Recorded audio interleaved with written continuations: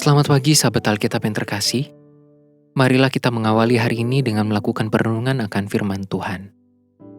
Bacaan Alkitab kita pada pagi hari ini berasal dari kitab 1 Samuel pasalnya yang ke-19, ayatnya yang ke-18 sampai ayatnya yang ke-24. Setelah Daud melarikan diri dan luput, sampailah ia kepada Samuel di Rama dan memberitahukan kepadanya segala yang dilakukan Saul kepadanya. Kemudian pergilah ia bersama-sama dengan Samuel dan tinggallah mereka di Nayot. Ketika diberitahukan kepada Saul demikian, ketahuilah Daud ada di Nayot dekat Rama. Maka Saul mengirim orang-orang suruhan untuk mengambil Daud. Tetapi orang-orang ini melihat sekumpulan nabi kepenuhan dengan dikepalai oleh Samuel.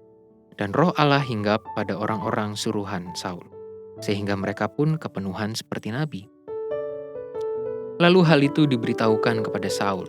Ia mengirim orang-orang suruhan yang lain, tetapi orang-orang itu pun juga kepenuhan seperti nabi.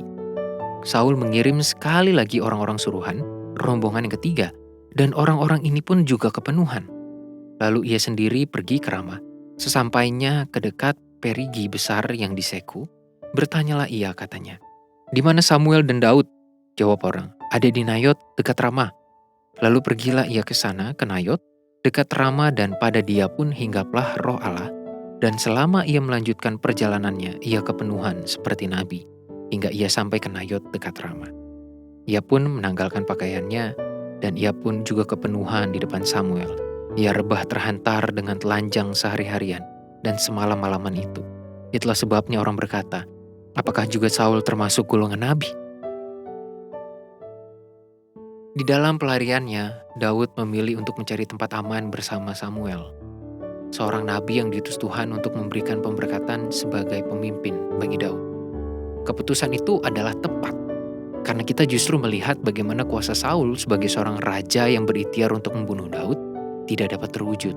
Semua itu tidak terjadi karena kuasa Samuel jauh lebih besar dari Saul. Secara khusus, ini bukanlah pertarungan kuasa politis maupun kemiliteran antara Samuel dengan Saul, melainkan sebuah pertempuran kuasa ilahi dan kuasa jahat. Pada bagian sebelumnya kita telah melihat bahwa Saul dikuasai oleh roh jahat yang membuatnya kembali berikhtiar untuk membunuh Daud. Oleh sebab itu, segala rancangan dan tindakan Saul terhadap Daud merupakan manifestasi kuasa jahat yang ada di dalam diri Saul. Namun, ketiga rancangan yang dilakukan Saul ternyata tidak mempan untuk menembus pertahanan kuasa ilahi yang ada pada Samuel dan kumpulan nabi. Perkumpulan orang yang bergantung dan dikuasai Tuhan ternyata tidak hanya berdampak pada diri mereka sendiri, tetapi dapat menjadi tempat perlindungan bagi orang yang datang kepada mereka. Hal menarik lainnya adalah, di dalam teks Ibrani, kata kumpulan nabi itu ditulis dengan kata yang memiliki padanan kata yang sama dengan eklesia dalam kata Yunani, untuk menggambarkan gereja. Nampaknya fakta ini cukup penting untuk kita refleksikan sebagai gereja di masa sekarang, di mana kita semestinya menjadi kumpulan orang percaya yang dapat menjadi ruang aman bagi setiap mereka yang membutuhkan perlindungan. Artinya juga, gereja perlu membangun kepekaan terhadap isu-isu sosial dan membuka diri untuk memberikan perlindungan sebagai manifestasi kuasa ilahi terhadap dunia. Ingat, kita adalah kumpulan orang yang semestinya berada dalam dan penuh dengan naungan kuasa Tuhan. Jadi kiranya kita menjadi kumpulan orang percaya yang menjadi saluran berkat Tuhan, tidak secara eksklusif tetapi terpancar ke seluruh lingkungan di mana kita berada. Marilah kita berdoa.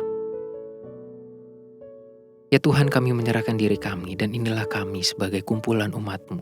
Biarlah kami mampu berkumpul dan membentuk diri kami sebagai gereja Tuhan, menghadirkan dan memberikan ruang yang terbuka untuk memberikan perlindungan bagi setiap mereka yang terluka dan membutuhkan bantuan.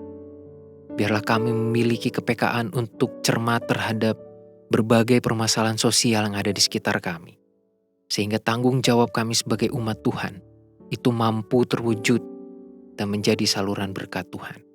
Hanya di dalam nama Tuhan kami Yesus Kristus, kami siap untuk menjadi kumpulan orang yang membawa berkat Tuhan. Amin.